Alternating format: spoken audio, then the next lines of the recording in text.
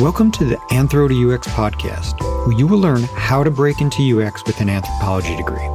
Through conversations with leading anthropologists working in user experience, you will learn firsthand how others made the transition, what they learned along the way, and what they would do differently. We will be discussing what it means to do UX research from a practical perspective and what you need to do to prepare a resume and portfolio. I'm your host, Matt Artz, a business anthropologist specializing in design anthropology and working at the intersection of product management, user experience, and business strategy. Let's get started. Hi, everyone. Welcome back. It's Matt Artz of Anthro Day UX. This week, I'm going to be sharing a previously recorded Anthro Day event where myself, Amy Santee of Anthropologizing, Gabby Campbell of That Anthro Podcast, Phil Surles of the Human Science Task Force, and Adam Gamwell of This Anthro Life talked about making anthropology visible or public or, raising our awareness. I have been holding on to this for a while, and I know some of you may have watched the live stream, but I also wanted to share it here so that everybody could have a chance to listen to it. So I hope you enjoy it. And also from now until May 25th, there is a sale at anthrotux.com where you can get 15% off any of the coaching services. So if you're graduating or even if you're just in the market for the services, please check it out. I'd be happy to help you all. So thanks for listening, and I'll be back 2 weeks from now with a new guest episode. So again, thanks for joining. Happy Anthro Day to everybody out there. Hope you're all having a great day celebrating. The reason for putting this event together was really a couple reasons. One, I wanted to really take this opportunity to have some conversation with some leading figures in anthropology who are working to increase the visibility of anthropology using new media. And so, this is a great team to do it with. These are all, wonderful people. I know you've seen their names all over the internet. So we have a great cast who will contribute to that conversation. I was also hoping, as a sort of personal goal, I'm hoping that there'll be some other people who are listening that are maybe inspired to do their own, start their own initiative in some way, whether that's a podcast, a vodcast, just a webinar series, whatever it may be, blogging as Amy does, just contributing maybe more frequently on social media, whatever it may be. So hopefully, a goal is to maybe inspire some of you. And then, for, say, us on this session, I'm looking forward to just sort of sharing and learning with each other. And I am sure everybody else is here based on our little pre-roll conversation. I know we all feel that there's something to learn from each other. And so I think that's really exciting for us. And then, really it's just an opportunity to hang out with some cool people who, in some cases I haven't seen in over a year. In others I've never met, but some that we've connected over the internet. So that's what we're trying to do today. We're going to go, an hour and a half, assuming we wrap up a little early, depending on what we might talk about. There'll certainly be some opportunity for questions and answers. And so I guess that's it. I'll kick it off by giving my introduction, and then I'll turn it over to the others on the floor here. So again, Matt Artz, Anthro Day UX. From my perspective, what I've been trying to do to contribute to making anthropology more public is blogging a little bit on my own personal website, though Amy is sort of takes the lead there. I tried to speak outside of the world of anthropology, so I've given a TED Talk. Today I gave a presentation for Anthro Day at Montgomery College, which of course had anthropology students, but it also was for business students and engineering students. And I teach in a business program and go on podcasts that are non-anthropological podcasts. So I'm trying to really speak outside of our discipline. So with that, I'll maybe just turn it over to Gabby and let her do her introduction. Well, hi, everyone. My name is Gabby Campbell, and I just started my podcast in July 2020, which is 7 months now. It feels like it was just yesterday. So I'm an undergraduate anthropology major at UC Santa Barbara.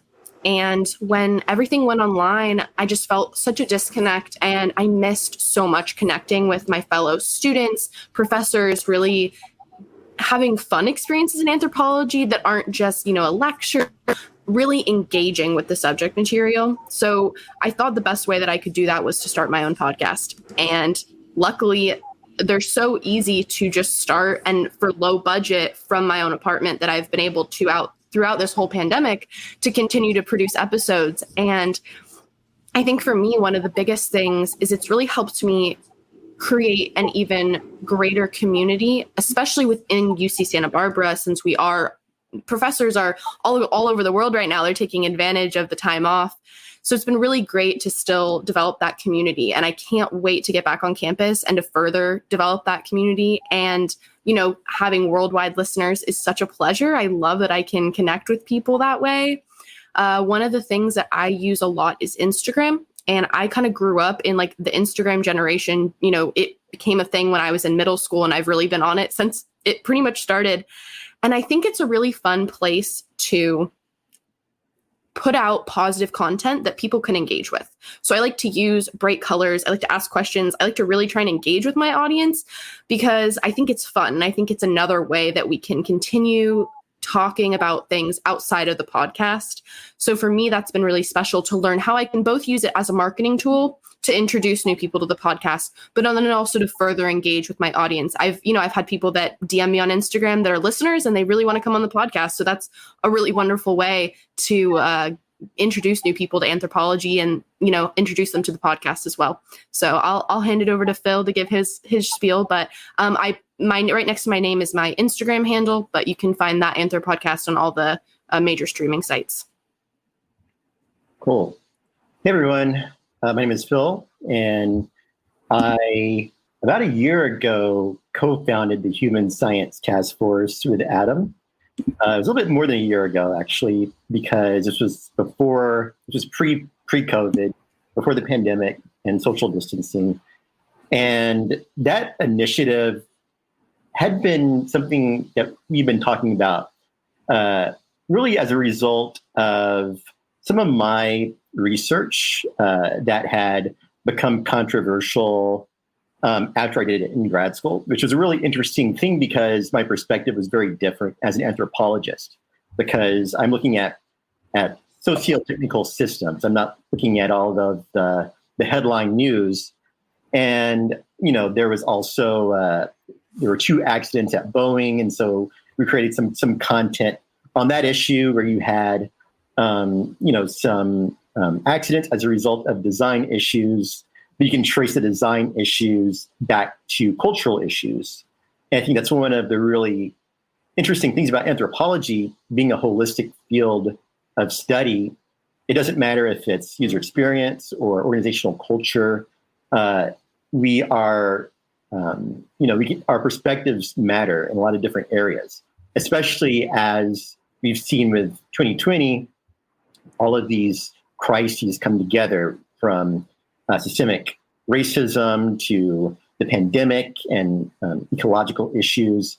And so the Human Science Task Force really just was born out of a need, a sense of purpose to start to raise our voices and do whatever we can. And so part of that was a collaboration with this Anthro Life. And so I'll turn it over to Adam. He can talk about his work with that. Cool. Should I let Amy go first, or should I jump in? Go ahead. Okay. We'll go this way. Cool. So, hey, everybody. My name is Adam Gamwell. As Phil said, I work on this Anthro Life podcast, and we work together on the Human Science Task Force. And I guess part of it is I am, I don't know if I have job or project ADD, but I just love working on all the kinds of projects I can, and have been obsessed with getting anthropology out into wider circles ever since I was in graduate school. And so this Anthro Life was what I affectionately call my graduate school therapy. And that it began as a conversational series with 2 other graduate students of how do we have conversations around all the amazing things that we're studying. And the anthropology looks at the most interesting things in the world, right? And there's no shortage of amazing human stories out there.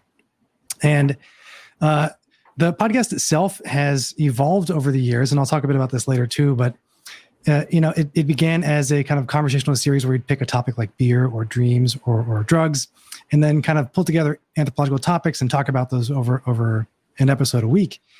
And the show has followed a bit of my own biography in terms of now I work as an industry researcher. I worked for myself for a number of years.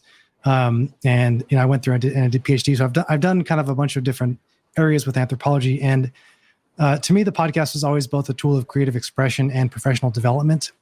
And it's been such a joy over the years. I've done this for about 7 years now, which is kind of crazy. That has, I similar to Gabby, I love talking with listeners and folks that I've want to engage with the podcast and just have get things out of it, and hearing stories about that folks have used the podcast, the way that we have conversations on it, to help them learn how to talk in a job interview about the value they bring to a job role, or how they might approach a topic for a paper, right? And so that to me is what this podcast is all about, is how do we bring anthropology into more conversational ways that we can use it to help ourselves solve problems. And so for me, the big thing is that anthropology is fundamental to solving human problems and understanding why we make them in the first place. And we need better ways of communicating that. And so to me, podcasting is just my chosen medium, I suppose. But that's why I'm so excited to be on this panel and talk with everybody today, because there's so many different ways of doing it, including the task force, blogging, doing public speaking too. I also do that, similar to Matt. And so without further ado, I will turn it over to Amy. Thank you.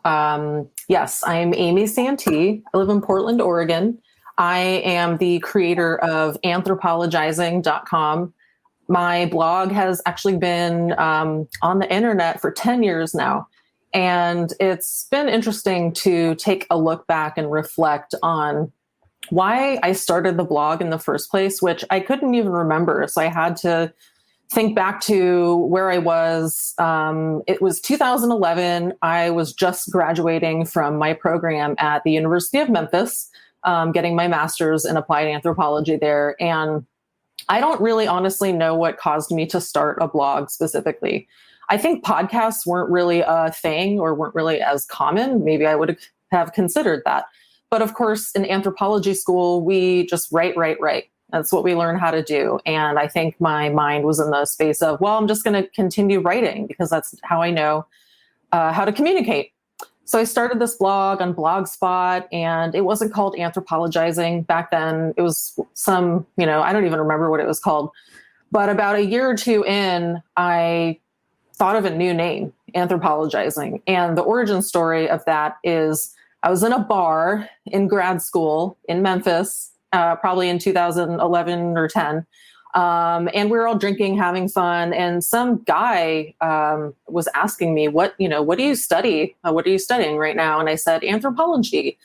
He's like, ooh, can you anthropologize me? And I realized that what he meant was like, can you psychologize me? Can you sociologize me? And really anthropologizing just means, anthropology is whatever you want it to be.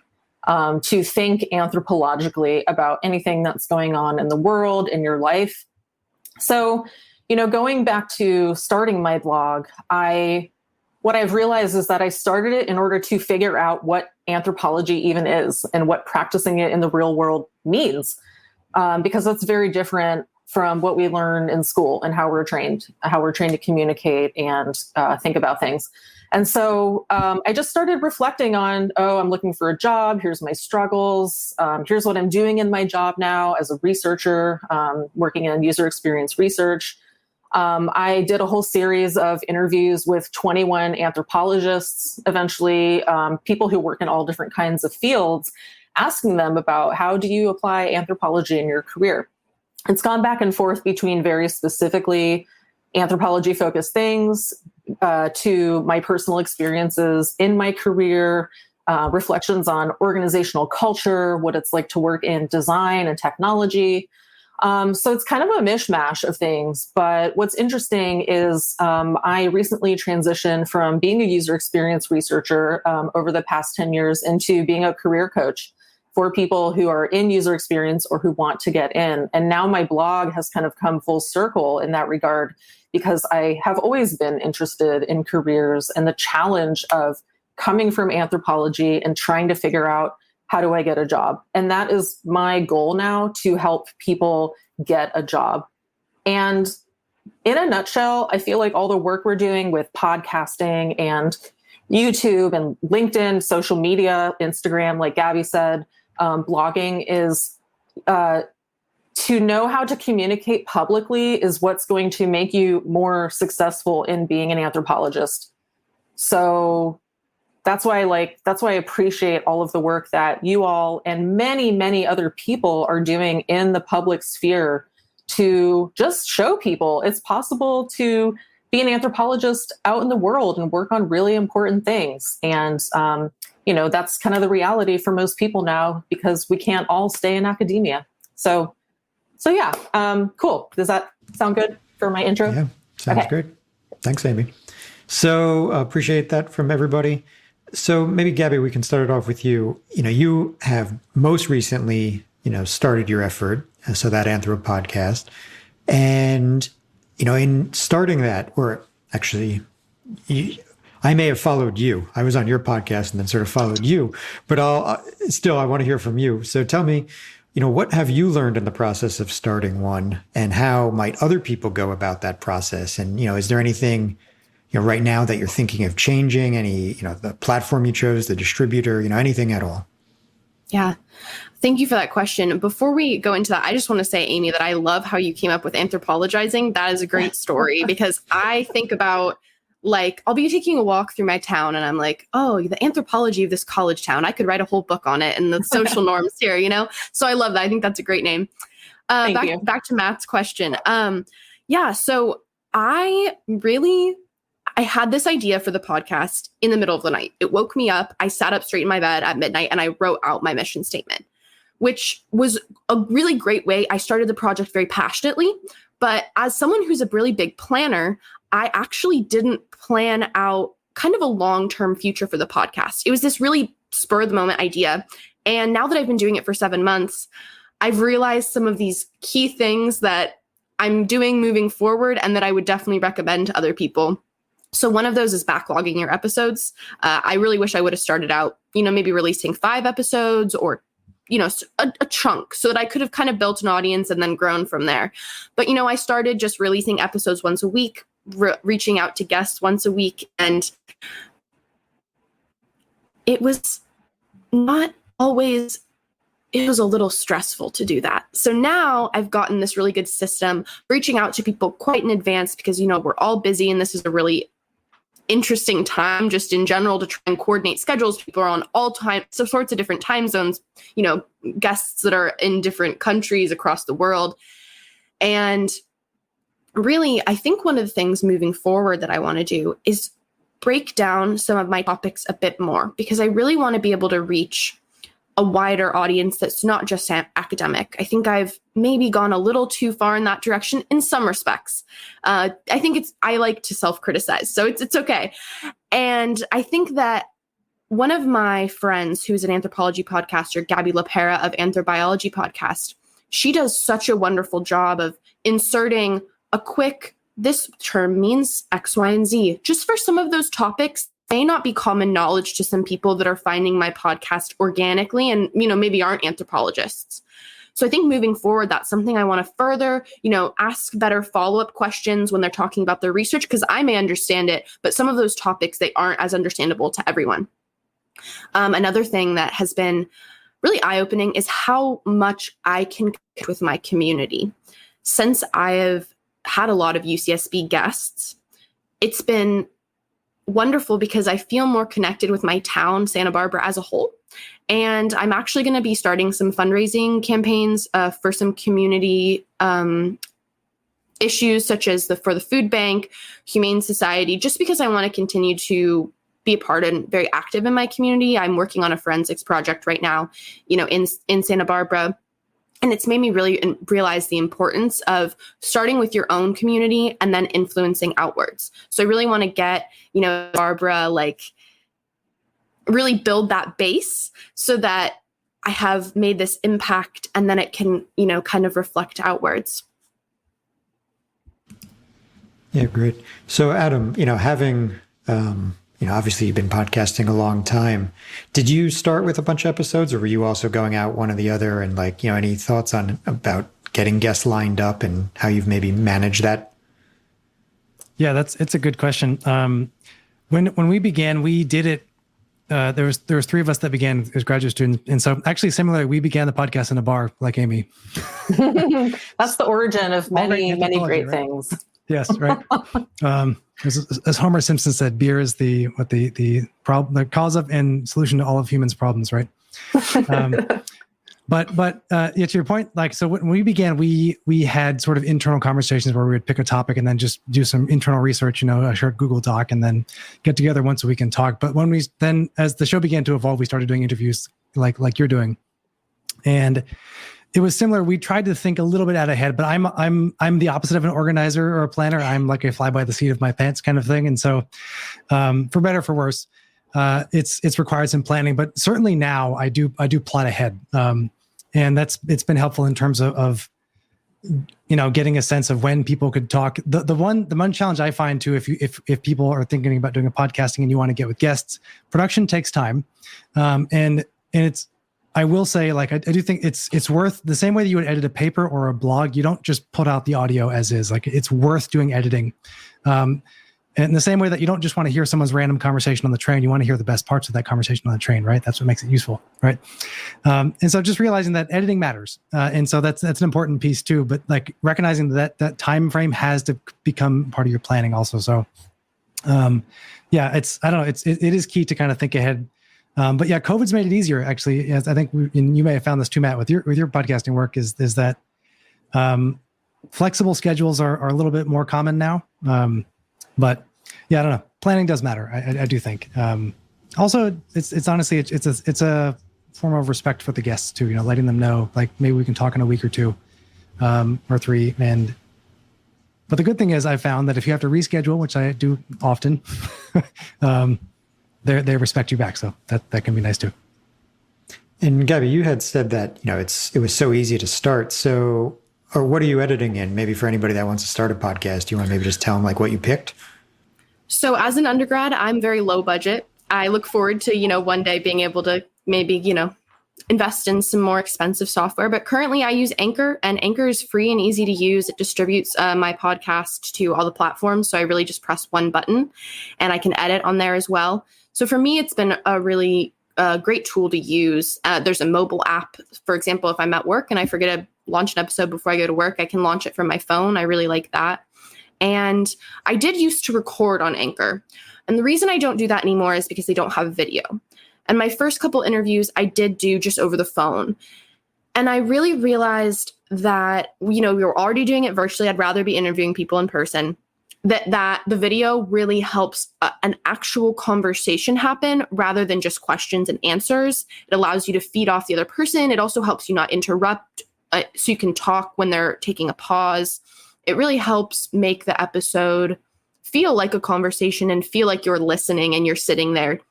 It really helps the flow. And I agree with Adam, editing is so essential. And I spend, it's quite a bit of time that you need to make sure you're cutting out for editing.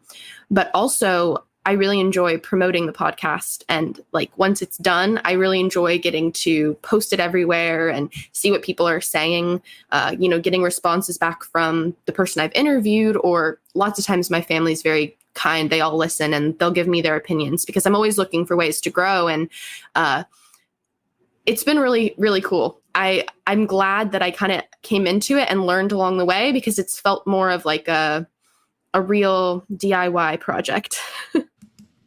Yeah, great.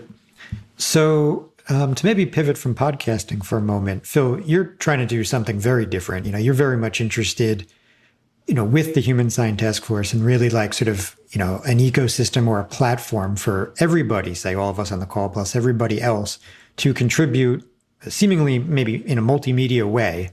And so you want to maybe speak a little bit why you think that's necessary versus maybe these sort of like, I don't want to say one-off, but these separate initiatives?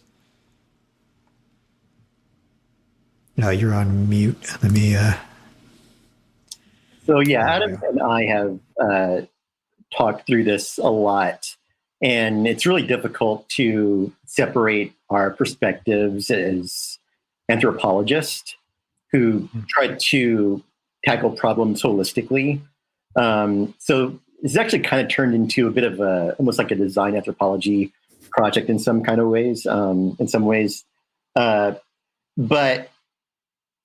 my work is as a consultant in user experience, brand strategy, and innovation. And so I'm always kind of looking at cultural change and trying to understand, what's happening on kind of the human side, where people are mobilizing around issues. And it's something that's happening right now in a lot of different domains. For example, I've been collaborating with a group called All Tech is Human, and they just released a report that was very timely in light of the attack on the Capitol on improving social media. And so while we are having these conversations within the field of anthropology, and the AAA has been very involved in trying to impact society in positive ways, because it's really clear that society needs human science perspectives. It's also happening in other disciplines. And so as all of these things are changing, even last year, there were so many platforms and tools that were launched very quickly, just as a result of the need. For example, StreamYard is a great platform that we've used. And there are all these other resources that you have for editing video effectively, and kind of being able to do that at scale. So you can, we want to be able to not only understand how people use tools as anthropologists, but apply what we understand to this initiative, which is really to try to help people from human science fields, but especially anthropology, shape public discourse. And for me, that really requires an appreciation for media like podcast, and the fact that when you are talking with somebody and all you hear is their voice, you're going to engage in a certain way. And that can be really useful for a lot of conversations. And sometimes, for example, TikTok is a really interesting platform. And I did do a Google search yesterday to see if anybody had coined the term TED Talks. But you have people, because they're limited in the time they have, but they also have a lot of creative tools, they'll put together these like mini TED Talks and try to explain something. And a lot of them are really, really insightful. So for example, there was one where a guy who was bearded, who, he was an unexpected messenger, but he was talking about systemic racism on TikTok. And I thought to myself, I bet this guy's a social scientist, but he's not. He's a filmmaker, but he just has this perspective as a result of his personal experience that makes him very eloquent. And that medium, it helps him convey information in a way that's really, really useful. And so what we've done over the last year, we've done several online events through video calls like this. So we've done them on, and actually Amy was part of, I think probably our largest one, which was on applying anthropological ethics. So it's called Ethics Are for Everyone. But we've done it, our very first one was on quarantine culture. And that was with Elizabeth Briotti, who we're collaborating with now on kind of the evolution of the Human Science Task Force, which is focused on developing training. But also, when you address that social component, that's not the only part. You also have to think about the media and the technology that you're using as well. And so that's something that we're going to be exploring. And so, lately, a new platform called Clubhouse, which is drop-in audio. It's another one that's voice only, but as a result of a lot of things, all the decisions that they made with the design and how they launched it, it's something that has become really intriguing for public intellectualism. So that's really kind of what my focus has been, trying to understand how do we go back to a time when, people like Margaret Mead or Marvin Harris were really shaping public discourse. And we were able to push back on people who might be, thought leaders with creative ideas, but they might not have the depth of understanding that we do. And so that's really kind of where we are right now, where we're figuring out what technology we're going to be using. So Clubhouse is going to be something that we're going to be using because you have a different kind of conversation on Clubhouse, but also continuing the events with video, and also lastly, just bringing in people from outside of anthropology so that we can, learn from them, but also help them understand the value of anthropology to their work, not just our methods, which are popular. And, ethnographic research is something that's kind of, it's become an offering, right? But we have a lot more to offer. And that was like the topic of our ethics conversation too. Our perspective holistically is really, really needed now, especially in light of all of these crises that we see that have systemic causes. I'm curious, seeing as you and Adam are working together, I don't know if you've maybe ever shared this data, but can you say that either, like a pure audio play versus a video play is performing better? At least, I appreciate that the content is not the same, so it's not exactly a fair comparison, but do either of you two or you two together like have a sense of, for our audience, which does better and maybe what should we all be thinking as well as any listeners out there? So I guess I'll give my take. But the idea was in part to just understand how we could leverage various media. So I haven't really seen out data to show that one medium is better than the other, because we were doing a lot of collaboration. For example, with this Anthro Life, we would, for example, do one of our first projects was a podcast that I did, and it was kind of an interesting one because it was basically me telling the story of my graduate research. And that was the audio component. That was an episode of this Anthro Life. And then we created a video essay from that. And this is a really, really interesting experiment that was really successful. We had a lot of engagement. So then we had a video conversation where we had a pre-recorded video essay, and then we had a live Q&A after that. So I haven't really seen one medium or another being favorable, but I have kind of noticed that you have all of these advantages when you try to make them work together. Yeah. One thing I can add to that briefly is to Phil's point, it's interesting. And I think we've all found this. If you produced a podcast, you don't necessarily, you get download numbers, but engagement, as Gabby points out too, is like on a different medium, on Instagram, for example, right? Like you don't chat with somebody on Anchor. And so because of that, like the engagement is a bit tricky to triangulate. However, like if we're doing, so this platform we're using for this panel right now is StreamYard, right? This is what we would use for human science videos. So the video essay was on StreamYard, or the podcast episode, the same content, audio was actually published on Anchor also. And so what we did see is that we got direct engagement on this platform, that we had the video, whereas we would get like more indirect conversation from the podcast, if that makes sense. One of the other differences too, I would just say that in general, we see that like video does get a lot more traffic. People will just put it on in the background more. And like there is good evidence, data evidence that if you do an audio podcast, it is sensible to also have a YouTube version of that podcast. Just so again, it puts on a different channel. Some people will just put on lo-fi hip hop on their YouTube channel and will listen to that rather than putting on Spotify, for example. And so podcasts can do well for that reason also. In terms of putting them on a different space. But it is interesting to kind of think about what might be a better channel for engagement. And it kind of depends on what it is that you're looking for, I think. So again, having a panel like this, folks, can comment on YouTube Live. They can comment on I don't know if you can comment on StreamYard itself, but you can comment here.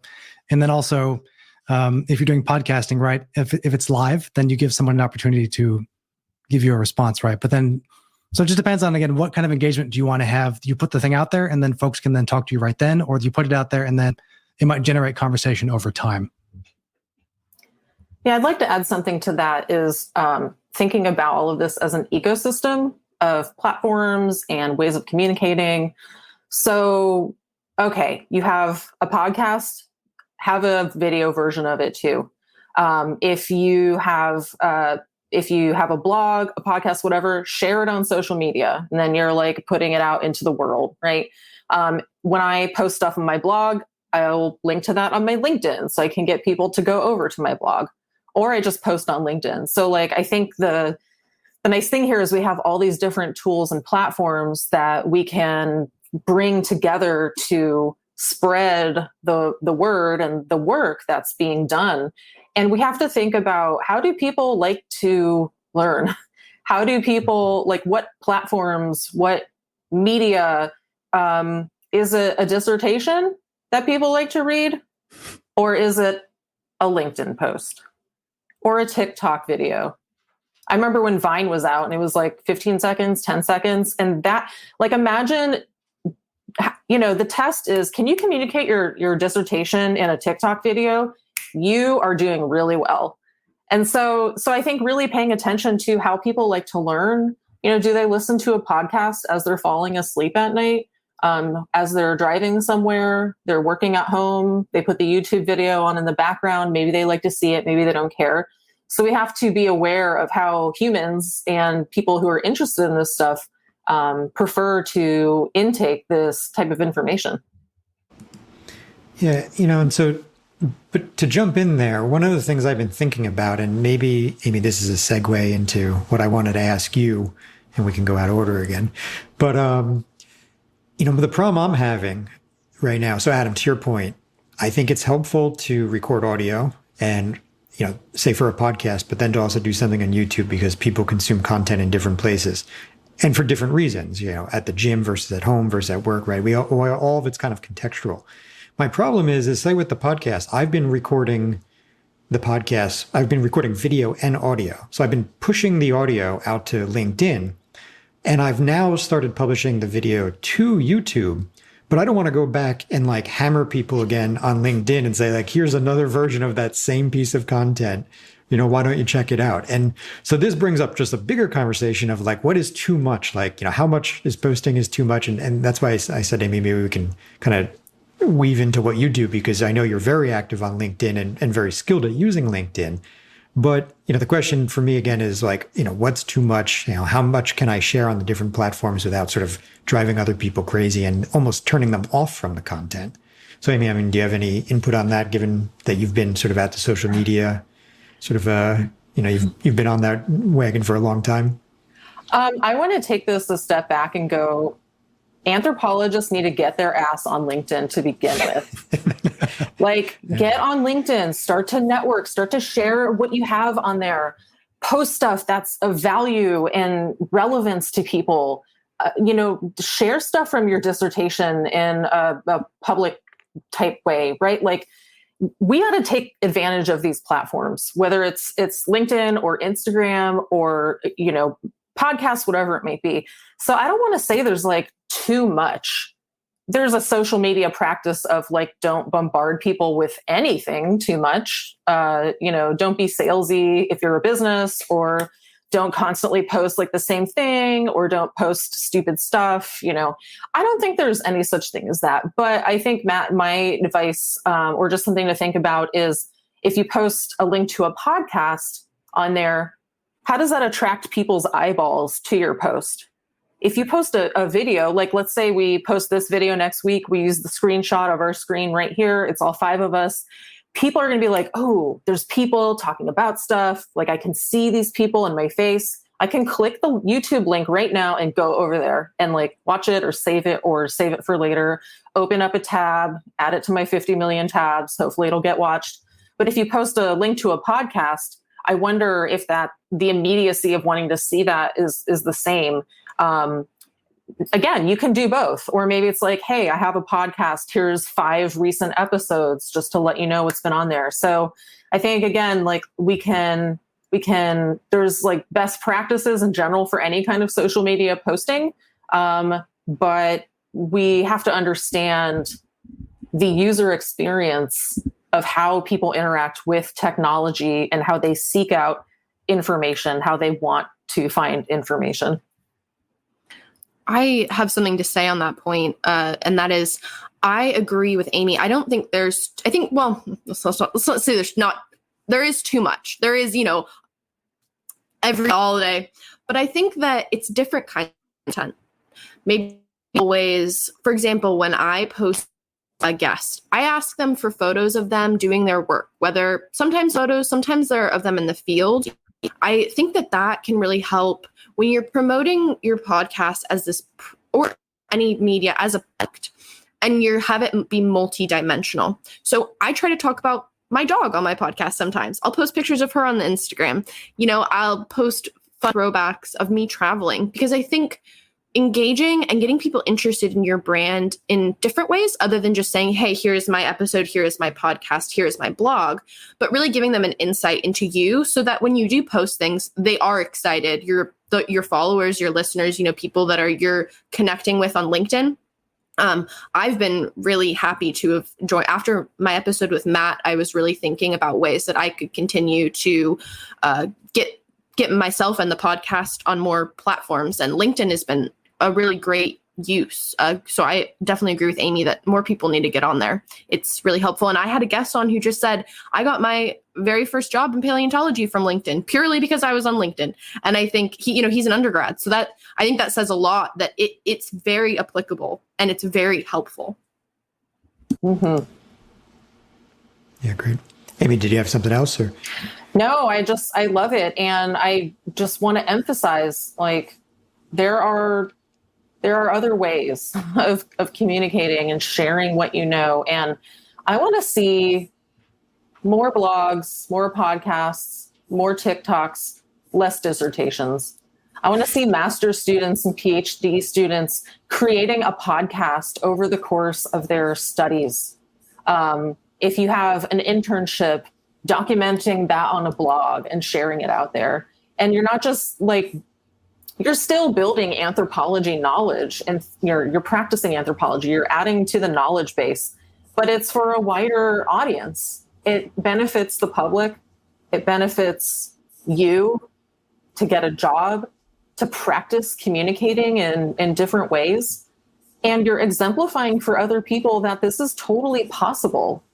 And so I love everything that everyone here is doing. And there's so many more efforts out there. Someone that I thought of, his name is Jason Antrozio, and he's a professor, I forget where, but he's been running a website called livinganthropologically.com for years. I think at least as long as I've had my blog.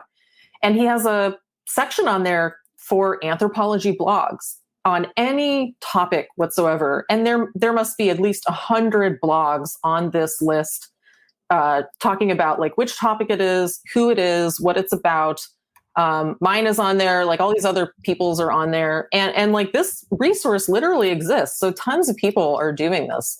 I'll give you another example. The National Association for the Practice of Anthropology, NAPA, has a blog. And last year or the year before, there was a special blog, kind of a short-lived blog project called Designed by Anthropologists. And there were 10 articles, 10 essays about lots of different things from people working in the field of design, technology, user experience. And so this blog is done and over with. It exists on the internet.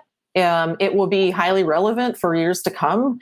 It's good documentation of the work that people are doing. It's associated with a professional organization, but it's stepping outside of the norm for how professional organizations communicate and support anthropologists. So there's just so much out there. There's never going to be too much. We all need to keep producing more information and helping people. And again, going back to school, let's explore new and innovative ways of communicating information and sharing what we know. So therefore, on Anthropology Day every year, we can look at how we've impacted the world through our work. And I think amplifying other voices is very important in that, like you were saying. I always try, if I find a anthro, whether it's a book or another podcast or another person who's posting really interesting content, I try to share that with my audience, because if I'm engaging with it and I'm liking it, that means that I'm sure my listeners are going to as well. And so I think it's really important to amplify other people's voices and other people's projects, which obviously we're doing here, but just in general in our everyday lives. Mm-hmm. We have the one comment that I put up on the screen from Maria Sprain of Montgomery College, and she said that they're having students create digital stories on YouTube based on their unique research, which sounds like a great idea and kind of what you're talking about. And so maybe Phil or Adam, maybe you can jump in there. Phil, you said that there's a number of video editing tools that either you've used or looked at. Is there anything that you two have learned from the video work you've been doing over the past year that maybe you could share with anybody that's listening that would be helpful? Sure. So I think that, kind of touching on Amy's point about fewer dissertations and more media that are kind of focused on impact, I think. And we're actually working on a project right now that's focused on public intellectualism within anthropology, where we're learning from the luminaries in our field who have been able to really impact society in meaningful ways publicly. But what we're learning is that it's just really, really difficult to do that. And it's important, I think, for us to kind of take our purpose as anthropologists who are understanding the world, which can oftentimes require us to get deep into silos and do things like dissertations, but then find a way to convey that in a way that is understandable and actually has an impact. So I think that a really unfortunate position that a lot of anthropologists find themselves in is they can look at the world and see all the problems with it and problematize, because they have a perspective that can be really useful in actually addressing the problems. And so I think that with video, that's a really important medium for conveying our understanding in ways that are engaging for people. It's just really, really difficult to come up with a narrative that is useful. So I definitely think that, video as kind of part of that, like short videos, for example, that's kind of the medium that we're focusing on right now with our current initiative, where we're focusing on getting insights. It's basically, it's like meta anthropology. It's anthropology about anthropology, where we have our informants, really our co-theorists, our interviewees, whatever you want to call them. They've been collaborating with us to understand, how do we make impact more impactful, make anthropology more impactful. And so I think that, I definitely think that video is a really important part of that. Just figuring out how to convey a story in a way that's compelling, so that we can, basically understand, which is kind of the traditional role of anthropologist. But then we can convey our understanding in ways. So I definitely think that video is a really important part of that. But the thing is, too, the ecosystem is evolving so quickly.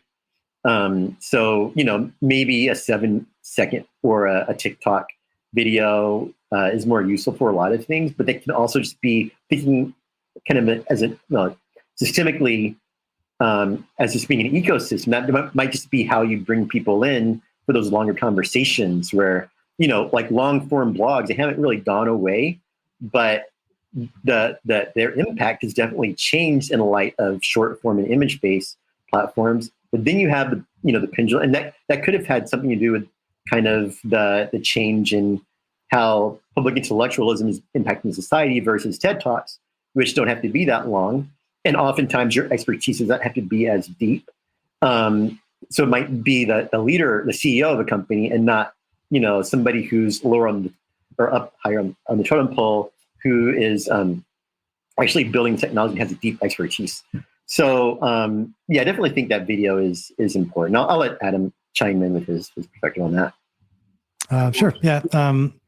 I think you're totally right that with all the tools at our disposal, like there is so many ways that we can tell stories. And as we know, like anthropology is such a capacitive discipline for understanding the human condition that it can get overwhelming to how to tell the story, because there's so many pieces that we want to add in to tell the story in its true complexity. But it's something that Grant McCracken said to me when we were prepping for the episode we did with this Anthro Life. And he said, working in industry for so long, you have to kind of be okay being an intellectual short order cook. In industry is how he put it, which I thought was a really wonderful and evocative phrase of like, you have to be able to, cook out the scrambled eggs really quickly to get the idea across. And that's what they just need that. They need breakfast. They don't need you to like teach them how to make a chicken farm, right? When that's what we want to do as anthropologists. And so for us, I think, whether we work in industry or in academia, or we want to just learn to tell stories, part of the project that Phil and I are working on with Elizabeth Bridey and others is basically getting these luminaries, working with Genevieve Bell and Gillian Tett, and some of these like some of the most publicly accessible and known anthropologists, to have them walk us through how they have media training, how they tell stories quickly, how they do lighting for video, and all these kind of things that we don't often think about when it comes to how do we tell a story. And so honestly, some of this work is really, we understand how to do anthropology. All of us who, if you've studied anthropology, we get that side of it, but we don't often know how to tell the stories. And that is ironic because our work is collecting stories from people, right? But we don't know how to tell them because we make them complex. And so that's really this project is we're learning how to tell stories by hearing and having them tell us how they tell stories, but then we have to edit those into video.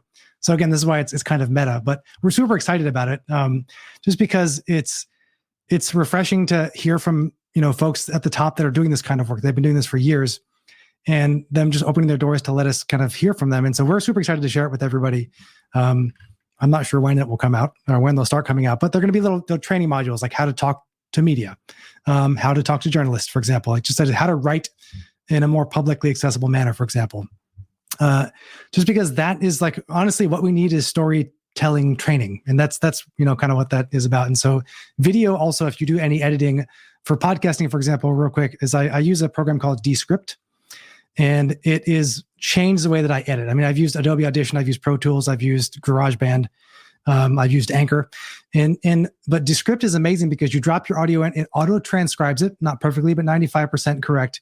And then you can edit the text and it edits the audio for you. It doesn't do it perfectly. Then you have to go in there and then master the audio and you have to do special cuts, but it has saved me hours of editing over the past 3 years since it came out. And so like that to me has changed the way that I think about storytelling, because now I can do what I call narrative editing much easier, because I can get people's conversations as text, move pieces around as needed, and then go in and do the fine cuts to make the audio sound good. But either way, so like we have so many tools, and when you find things like this to me changes the way that we can then tell stories, over audio. Again, imagine, if you want to like take a conference paper, speak your conference paper, transcribe it, then edit it in a way that sounds fun to listen to, it'll change the way you think about writing. And so, part of it is I just encourage, play with these tools. There's so many cool tools out there. We can, have an email list of stuff later, but there's so many great ways. But again, so this is just about like, how do we learn to tell stories better? And so that's what we're here for, is like, let's make that happen. Yeah, cool. And so, Abby, you going to try Descript?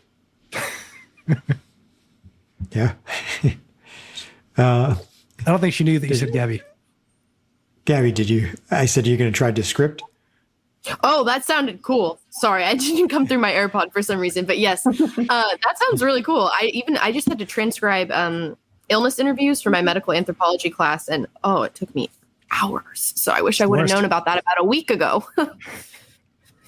We can go back in time. So, Amy, based on what Adam was just saying, and Phil had made the earlier comment that long form blogging is kind of maybe not dying, but it's definitely taken a hit. Why? What do you think blogging has contributed? As somebody who's now done it 10 years, how do you think it contributes? And are you going to keep doing it, or are you thinking of doing something different? Things have evolved. So yeah, if you do Twitter, you have an entire archive of posts about your career, whatever it may be. Though it's really fast paced, people can consume it quickly, easily. They can always explore further. If you have a blog, maybe you have an email list where people who have a high interest in what you're talking about sign up. They get a notification through email when you have a new post, and they take the time to go read that thing because they're interested in something longer form. Again, it comes back to, how do people want to consume information? The type of information and the amount relates to the platform you want to put it on.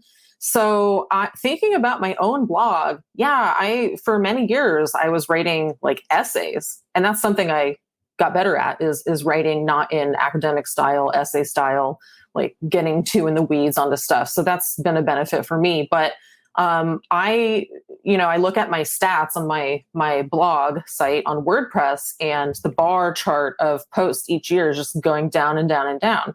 But my posts on LinkedIn are going up. And the evolution of things has meant that I'm on a platform like LinkedIn or any social media, right? You have your audience is right there. They don't have to go to your blog. They don't have to sign up for your newsletter. If I do a blog post, I will link to it on LinkedIn. And,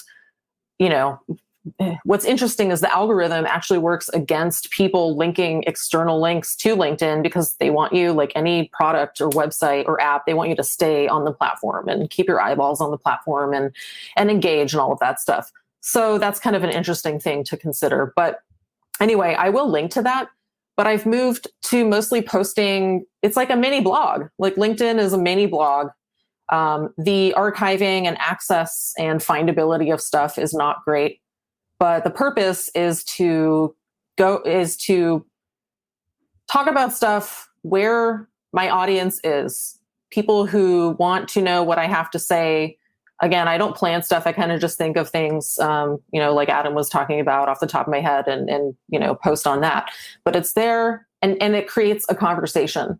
So a long time ago, blogs were where conversations happened, and you would sign up for blogs and you would leave comments and there would be a bunch of comments. But the engagement in the community is on these platforms. And so that's where the engagement and the discussion happens about stuff. So I think that's kind of why my posting has shifted. That said, I will still post long form things or, imagery or, I use my blog oftentimes just to share events that I'm doing. It's an archive. It's easy for me to point to my blog as something I've produced too, versus like, hey, follow me on LinkedIn and try to find stuff. These things serve different purposes, essentially. And again, it's nice to have a few different places in the ecosystem that support each other with the information that you're trying to share. I know you've worked LinkedIn, over the years to, as an independent contractor, consultant, whatever title, freelancer. You've used LinkedIn a lot, I believe, to even get work. So do you have any sense of, has maybe more work come to you through your website or through LinkedIn? Any idea what has been more effective for you? Being findable online and proactively answering questions about people who are interested in you and then getting them to contact you is the point. And so having a website serves that purpose. Having a LinkedIn or a blog or whatever it might be serves that purpose. So I think you have to look at it holistically in that way. But yeah, absolutely. I have gotten work, jobs, connections, unpredictable opportunities my entire career because I've been on LinkedIn also for 10 years. And so it's a long game on there, building that network, meeting people who you may not have met in person ever, and then working on projects with them or getting clients. Yeah. When I've been self-employed for a few years now. And when I was doing research consulting, I got clients through LinkedIn because, it's the second thing about me that comes up when you Google me. My website and then my LinkedIn, and people want to know about you before they contact you, or I'm connected to them, and or someone 2 connections away sees my post somehow, and that leads to opportunities as well. But speaking to my current situation as a career coach, I get 90% of my clients on LinkedIn. LinkedIn obviously is a platform for job seekers and professionals. It's not just for job seeking, it's a community as well. What does that say? LinkedIn is the modern Rolodex. Yeah, it is. It's great. It's great. And so, I get pretty much all my clients on there because they see that I have a background in user experience, and that's who I focus on. I don't work with people in other fields of practice. And then they see that I talk about stuff. I share relevant information. I give information away for free, and that creates value in the eyes of potential clients. And then they reach out to me. And so So I do encourage people to get on LinkedIn regardless of the type of work they're doing. And I saw someone in the comments say like LinkedIn is weird. I think it's just you have to kind of understand it a bit more. You have to understand how you can take advantage of it as a platform for yourself as a professional, even as an academic. I'd love to see more academics on LinkedIn as well. Yeah, it's funny. I've looked at some academics who are on there, and it's like a shell of a profile, right? It's like sometimes not even a photo. There's maybe the job, but they haven't posted anything in 8 years. They don't. I think people don't know what to do with it. They don't really understand the platform and the benefits that it can bring. Imagine if our professors were all on LinkedIn and kind of, spent some time on there posting their stuff.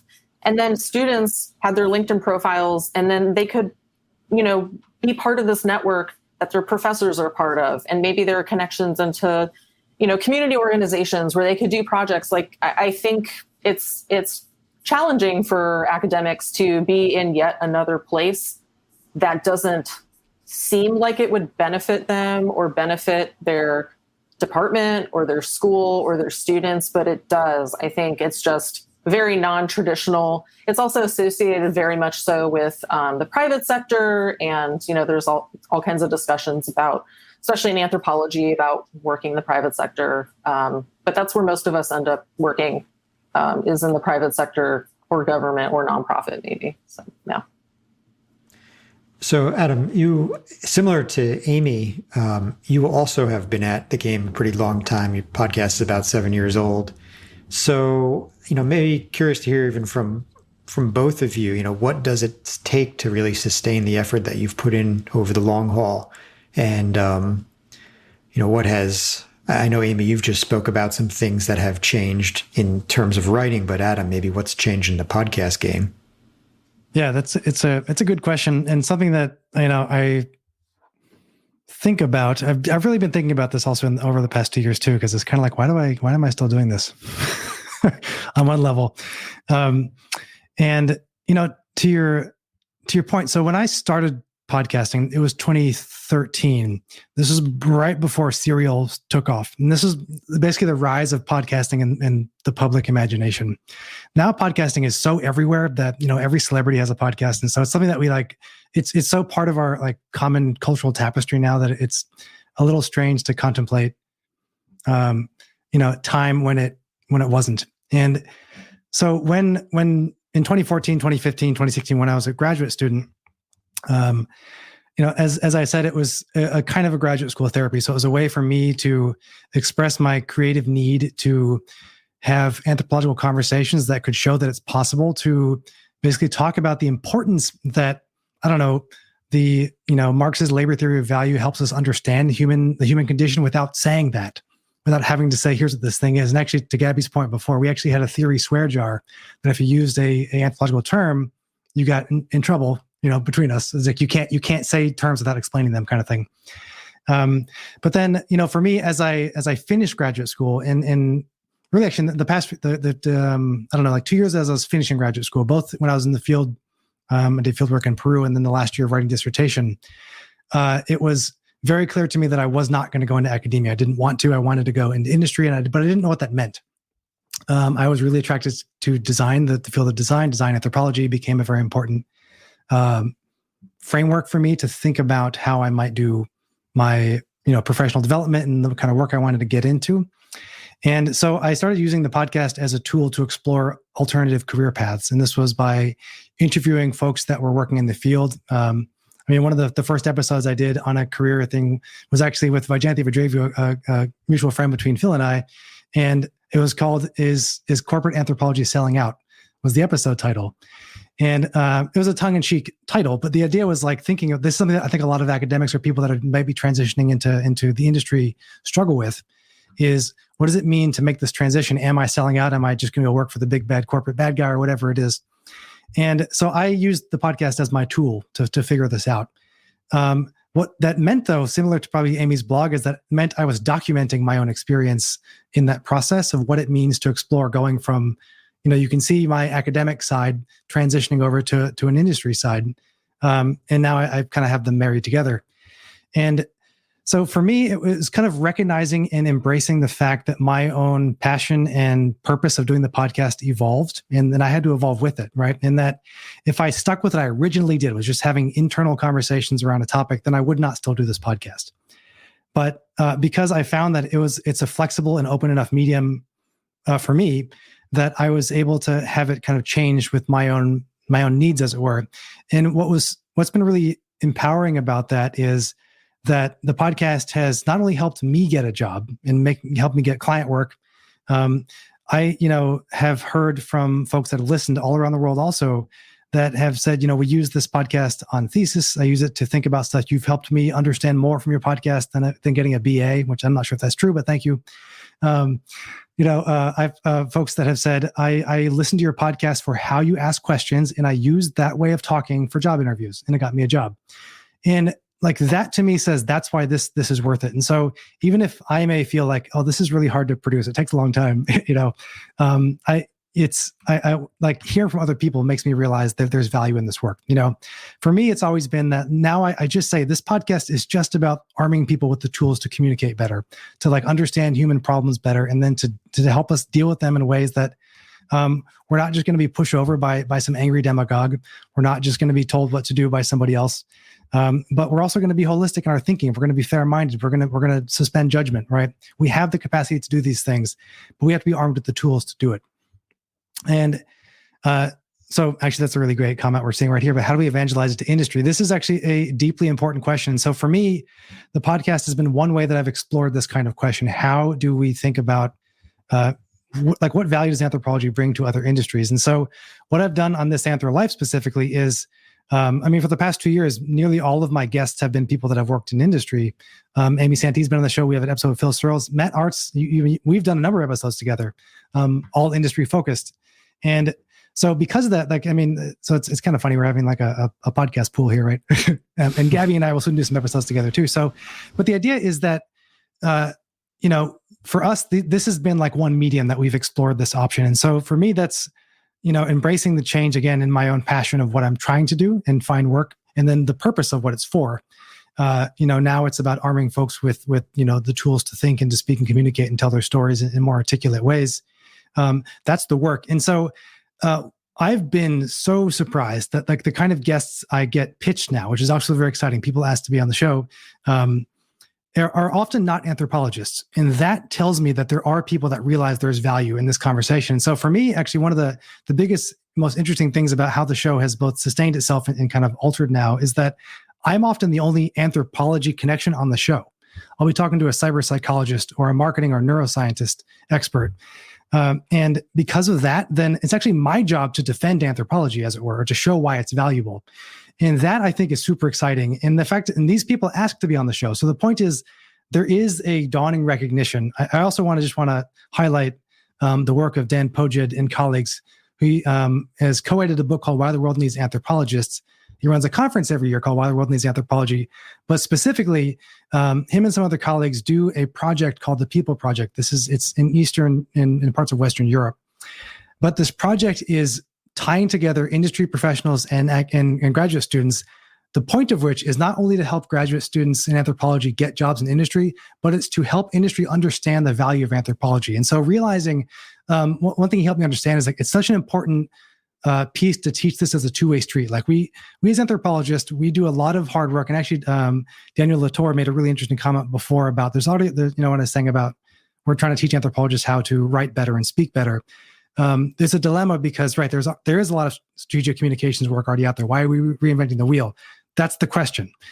Part of it is, and that we're trying not to do it. So it's realizing, how do we get a more clear way of having a two-way street? It's about us teaching anthropology's value to the world, but then also helping other fields realize that, that there is value. Like it's not just on us to then have to speak to the media, not just on us to then have to figure out how to tell our stories better, but we have to have other organizations, institutions do the same thing. And so, I don't know. So I'm going like all over the place here, which is what normally happens. But there's so many directions, I guess. So it's just like sustainability, I guess, is just about letting that passion, letting that purpose change. And then you get yourself here, I guess. Well, Phil, you, just to build on that real quick, you've done some work for some large organizations And you're obviously involved in this shared project with Adam. So what are you doing to evangelize anthropology, in industry and maybe in your previous working career or how you're doing it now? Sure. Well, that's actually a big part of what human science is, touching on what Adam just said about how do you go about this in a way that's sustainable so that your podcast doesn't turn into a mini series and a project. So it was 10 episodes that you did. And then I think a big part of it that touches on kind of what's been discussed already and why human science is really looking at ways to bring together our efforts so that this is creating more of a platform for what we're doing so we can support each other more effectively. I think that that's a big part of sustainability because this is a lot of work.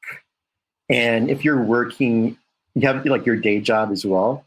There are ways you can have this effort be more meaningful. Like, for example, with this Anthro Life, or whenever you're producing media, very often the people who are receiving it are potential employers and collaborators. And oftentimes you'll find it's a lot easier to explain why anthropology is useful when you're talking to the smartest people in their fields of knowledge. So, like, for example, one of the comments, Barry, he is somebody who is in advertising, and we've collaborated a great deal because he saw the need for that.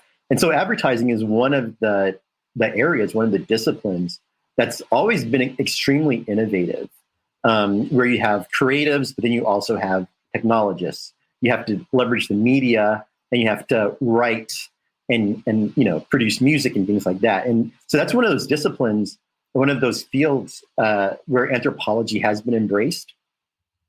And so I've talked to so many leaders in advertising who will just, after a conversation, you'll be able to kind of start to point out some problems because you'll have a language to describe what's going on, and then they'll have the insight to help you understand what how anthropology can be useful. So that's really how I think my professional collaborations have generally gone, where it's getting into a really cool, nerdy conversation about how do you address this problem or what's happening.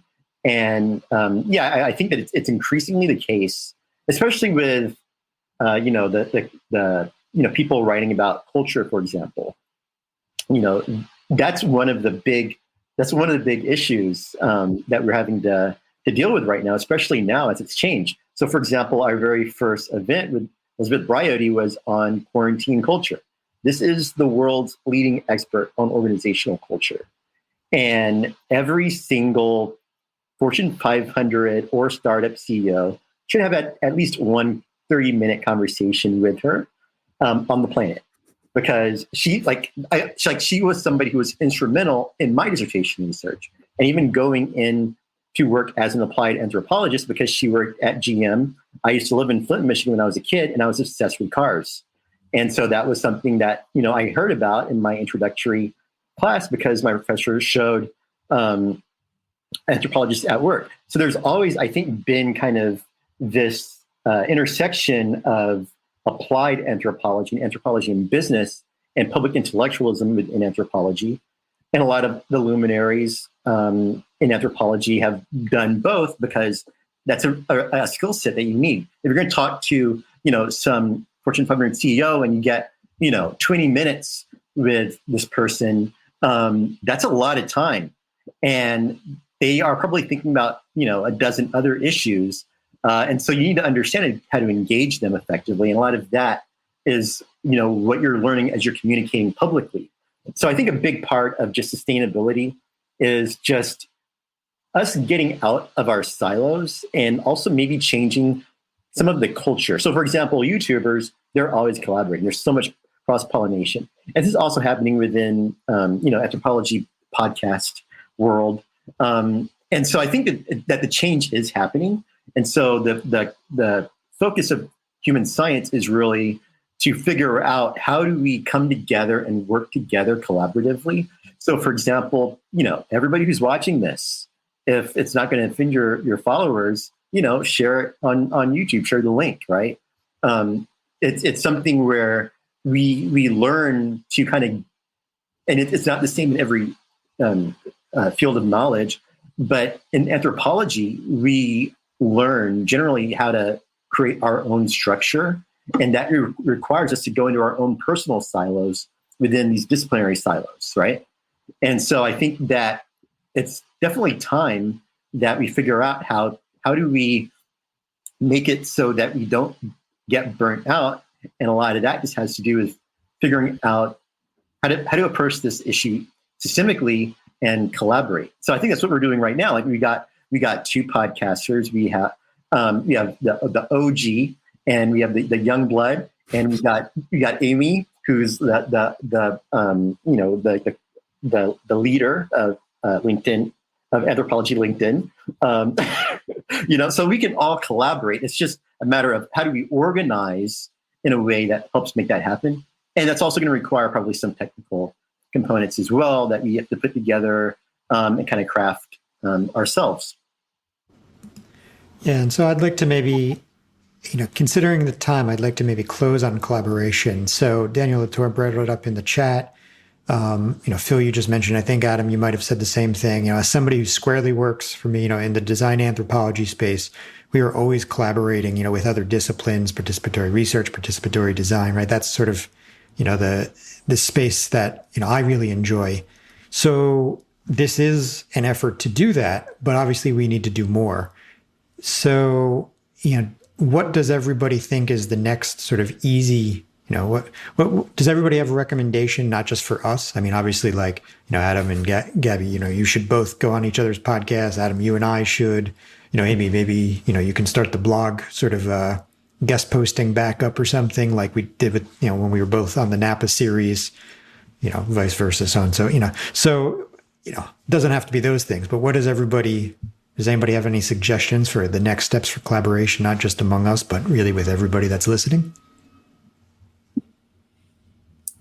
I think that something that I've started doing is having a Zoom coffee with other anthropology podcasters. And I've done that twice now with two different people. And I think that just trying to make those genuine connections where we can talk about anthropology, we can talk about our lives, we can talk about why we're interested in what we're interested in, what we research, building those genuine connections in, I think, more events like this. I did a Galentine's Day with other archaeology ladies, and we just watched a movie together on Zoom. It was one of the funnest days ever because it was just a bunch of people with similar interests watching an archaeology movie and poking fun at the archaeology movie sometimes, but also just talking, meeting people from all over the country. I think, these really, in the chat, we were talking about potentially meetups eventually. And yes, I really, really hope that that's a world that we can return to. But for that time being, making these virtual events where we can really connect over virtually until we have the opportunity to do it again in person, like at conferences and such. Yeah, I would just add that related to businessanthro.com, we have the New York City business anthropology meetup, which right now during COVID obviously has gone virtual. And we've had some internal discussion, with the team that's leading that about streaming those in the future. And so actually today was sort of a test run for me to figure out streaming, because my intention is to bring my laptop and set it up and stream those so that everybody can connect. Because in the past few weeks, I've recorded a few podcasts with Stephen Garcia and Brooke Gibbs, both UNT students, who one's in LA, one's in Atlanta, and they both had the opportunity to join the last meetup. And in the past, we've actually had a conversation about them joining if they're ever in New York, and they were thrilled to be able to join. So, the goal is possibly to stream those in the future. So agree meetups, Phil, I know you're big on that. I don't know if you want to say anything specific on meetups, but definitely agree with meetups, even though it's maybe not new media, but I think we can turn it into new media. Yeah, exactly. So that's actually a big part of kind of the technical component of human science, which was to understand, okay, meetups have moved online. I mean, they've always been they've been online for, over a decade, but now all the meetups have to be online. And so you have, online meeting platforms. Before COVID, there were anthropology meetups in person. and that was a way to engage people. And it was a great way, especially we can talk to somebody and follow up with them. But that's, in many ways has moved online. It's moved to video calls like this. So this is basically an online event. You also have things like Clubhouse, so it's all audio. And so that's really, I think, a big part of the next step. I think that we are entering a new era of public intellectualism. And I think, the first thing we should do is we should just all follow each other, because we're all working on something and we're all going to be collaborating.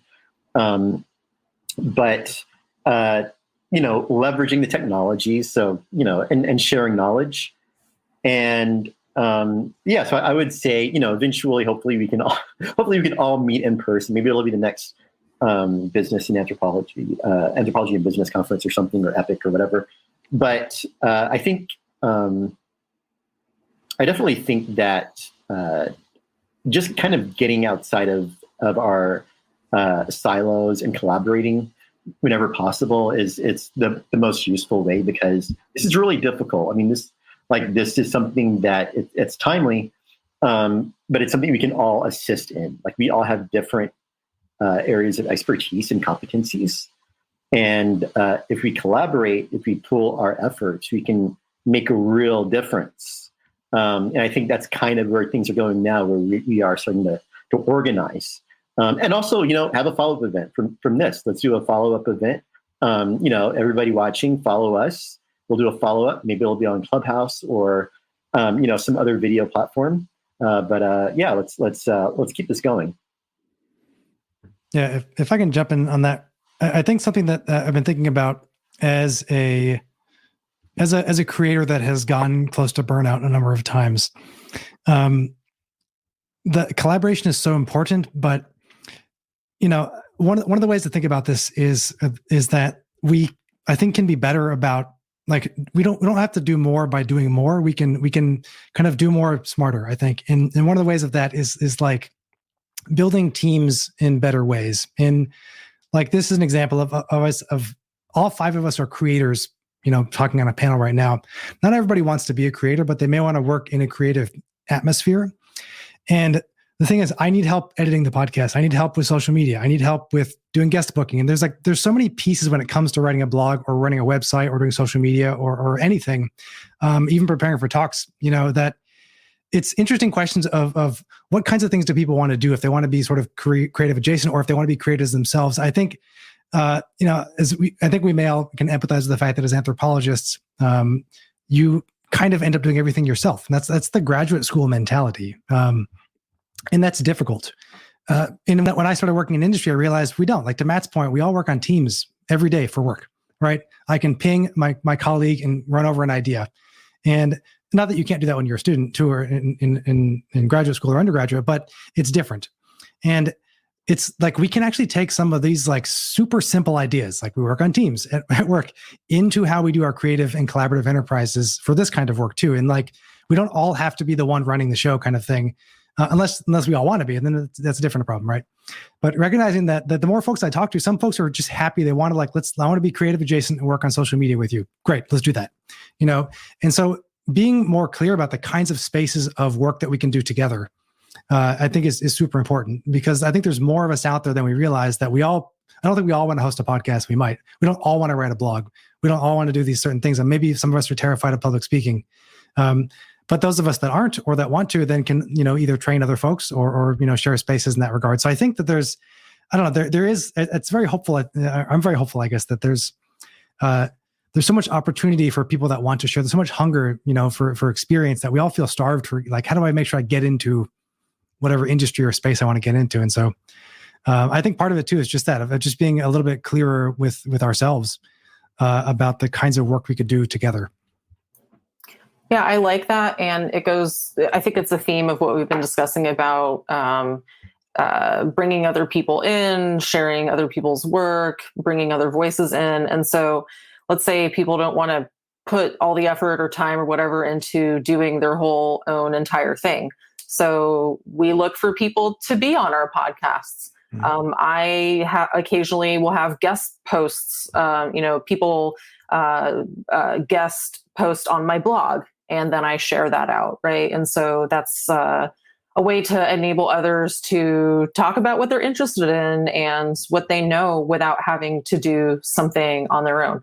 And that's, Adam, that's what I like about your podcast in particular, is you have such a wide variety, beer and quinoa and business and poop and Gotta have it. yeah. And that's actually one. I'm not just making that up. That was a podcast topic. So yeah, it's like, let's get people onto our platforms. It's not just about us. It's not just about like talking about our own thing, but it's a much more diverse. And hey, if there's a student and they want to get something out into the public, we can help them practice that. We can help them create a piece of public information that they can share on their social media, that they can talk about in interviews. Thanks, Amy. And an interesting question just came in about imposter syndrome. So, Gabby, you just started your podcast. Yeah. You want to maybe jump in? I definitely have something to say to that. One of them was being invited to this lovely live stream and seeing that Adam Gamwell, who's one of the biggest anthropology podcasters, was like going to be on it. I had a little moment. I was, oh, wow, that's so cool. But I think that it's making me more confident. So I think taking that imposter syndrome and realizing that I am capable. And as an undergrad, I'm quite young. I'm only my third year of undergrad at UCSB, is really turning it and using it for my own advantage, because I feel like, I lost my train of thought, but I feel like, totally lost my train of thought. Gabby, Gabby, you were talking about, you were starting with talking about Adam and, this idea of like, oh my God, I'm joining this thing and I'm just an undergrad. And it's something that I started from my apartment. I do all of my episodes, from home in this is my podcasting corner with my microphone, but it's been really cool because I'm really realizing that I can create change, and some of the topics that have been brought on the podcast just naturally come up. Equitable collaboration, making sure we acknowledge second and third authors on papers, racial studies, all of that. I've been able to learn along guests so that it gives me these new ideas that as I'm going along in this podcast, my vision, like Adam was saying, it's changing along with the podcast. And so that imposter syndrome is starting to go away because I know I'm creating my own product, if that makes sense. Yeah, and I just want to jump in. And Gabby, the reason I had reached out to you was because you were new at this and younger. As an undergrad, I felt it was very interesting that you had started this initiative, this podcast. But I think personally, I think it's important that we have sort of a range of ages, disciplines, everything, right? So I've always found it like particularly interesting to work around, other people who, I don't want to say it's not just younger, but like sometimes younger people have like really exciting ideas that as we get older, we sometimes get like a little bit more, curmudgeon, right? And so I've always been energized by working around younger people. And then I think in exchange, you might like, maybe, some of us here could provide some guidance, from having done other things. And so in terms of collaboration, I'd like to make sure that going forward, it's much more diverse, age, background, all backgrounds, right? And intentionally trying to, make sure that that is something, whether it's in writing, on the podcast, in video, that we are really, really making part of our effort, and again, even like undergrad versus grad, master's versus PhD, everybody has a perspective that's valuable. And so we thank you for joining us tonight.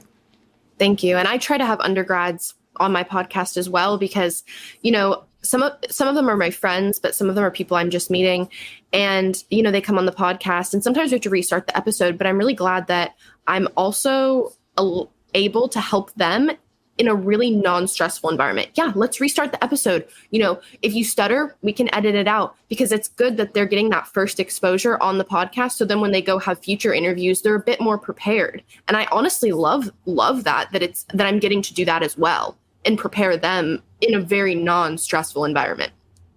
Yeah. And you're doing great work. So, yeah. And Gabby, you are awesome. Like, holy moly. Like, I don't know if you fully understand the impact you're having at such an early part of your career, and even in your education still, on the discipline. Like, you're in academia trying to make changes with everything that we've been talking about. And it's extremely impressive.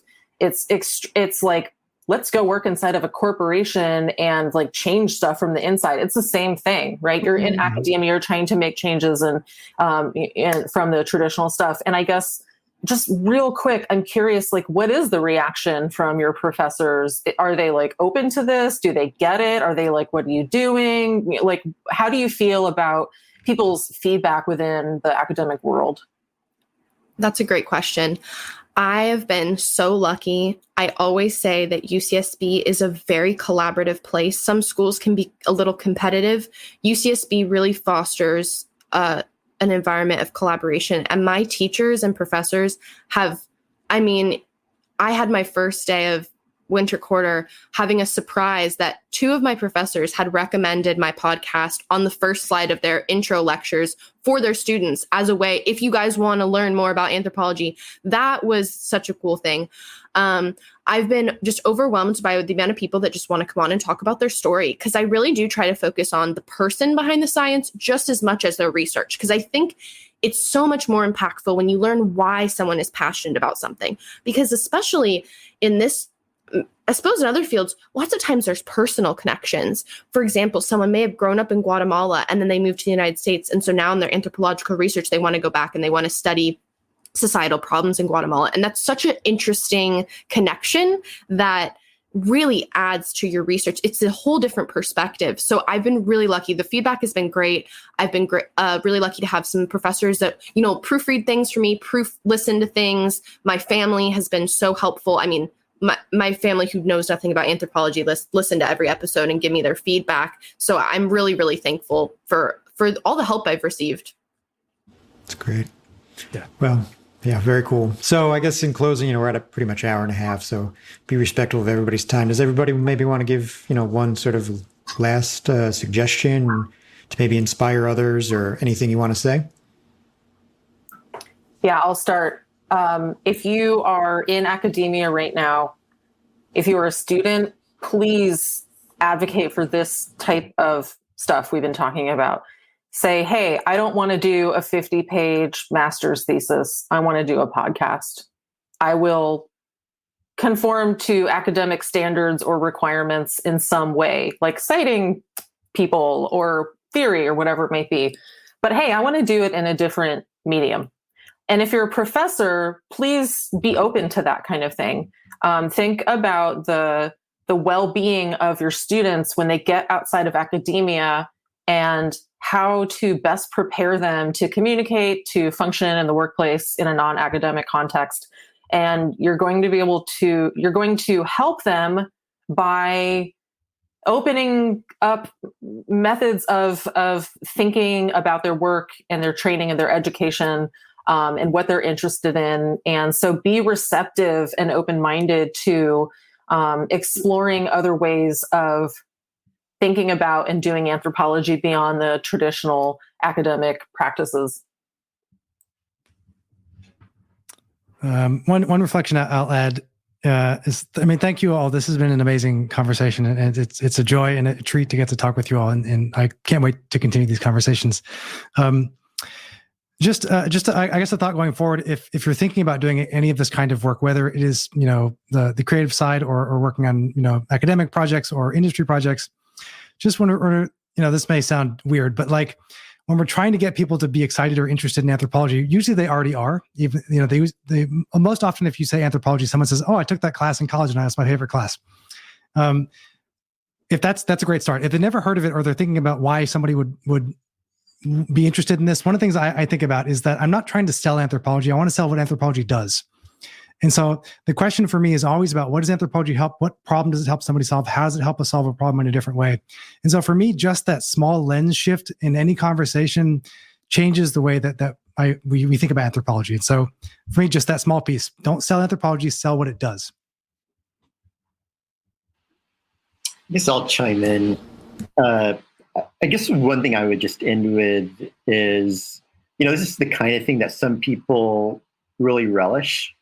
They like to express themselves. They're gregarious, extroverted, and a lot of this comes naturally. And I think, unfortunately, very often those are not people who go and decide to go into academia and study anthropology and get really deep into things, where they're thinking about things. And I feel like there are a lot of people in academia who are more introverted, who just might not feel comfortable, getting outside of their comfort zone. But realize that, that whole process of academia, you have to be taken out of your comfort zone. You have a lot of the skills that you need to just kind of, learn how to express yourself. In academia, you have to express yourself in a particular way. And it's the kind of thing that you can learn how to do, especially as you have all of these tools that you've talked about and resources. And I think all of us are resources as well. Reach out if, for example, you want human science to showcase your work because it's really relevant and talk about it. But yeah, I would just say, even if you are not necessarily inclined to express yourself and to talk a whole lot publicly, the other side of that is just a responsibility. And the fact is I think that a lot of us go into anthropology because it's connected to who we are personally. Like Gabby mentioned, we're in it for a reason because it's very personal to us. And the other side of that is just, sometimes you just have to get outside of your comfort zone and do it. And it's just really rewarding. I mean, I think that's why we're all here. We're doing this work, even though it's really uncomfortable, and we might have imposter syndrome, and we might have the technology fail. Like it looked like we might have with this one. But it's part of the experience. And you're writing your own story, you're living it. And so yeah, as we're telling these stories, just kind of embrace the challenges and go with it, because there's not really anything that's going to really happen to you if you fail, except learning from it. And then, the next time you'll have an amazing, solution to something. Thanks, everyone. So all great comments. I'd like to maybe just close by saying that, from my perspective, I'd like to see, maybe to like Amy, what you said earlier, more academics on LinkedIn and social media. And I think, there's a lot academics can do, because, the fact of the matter is more content is being found by the web, right? So you need, even if you want your academic content to be found, you need to have, I don't know if I'm saying right, but like your ORCID ID, and, you need to be on Google Scholar, right? You need to be doing like all these things that the web provides to, the internet provides, so that we can actually get our content out there. And I also think, we say on this session should probably also try to contribute back to academia, because, Phil, Adam, to the people that you're interviewing, whether it's a Genevieve Bell or, Sarah Pink or whomever it may be, they're great at getting the message out, but they're also fantastic at contributing back to, to the generation of theory that then sort of inspires the next generation. And I think all of us need to do a better job at that, because while we might be doing a good job right now of new media, we're kind of lacking on the other side. So, maybe, Adam, you and I had once talked about doing that paper on podcasting. Maybe we can fire that back up and, it's time. Yeah, from our SFAA from our, talk years ago. But so, I think we need to, it goes both ways. We're here saying academics need better, but some of us who are practicing need to go do better in the opposite direction. And then last is, I think we need to all be doing this, contributing back to theory, contributing back to academia, and sort of like, having a nice sort of reflexive relationship, because there are serious changes that need to come, right? We have seriously wicked problems that, just practitioners alone with their current methods or theories can't solve, and there's, academia doesn't fully understand some of the problems we're trying to solve in its own right? So we really need to have that relationship. And so I guess I'll leave it at that. Thank everybody again. It was wonderful. Thanks to all the listeners. Great that we'll do this more often. So thanks, everyone. Yeah. Thank you, everyone, for tuning in. Thank you all for listening to the Anthro to UX podcast. To learn everything you need to break into UX, visit anthro2ux.com. There you will find all the podcast episodes and career coaching resources. Please like, share, and subscribe. See you next time.